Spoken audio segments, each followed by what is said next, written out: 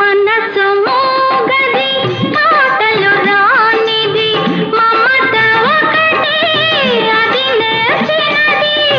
మనసు మోగది మాటలు రానిది మమత ఒకటి అది నేర్చినది అప్పుడియా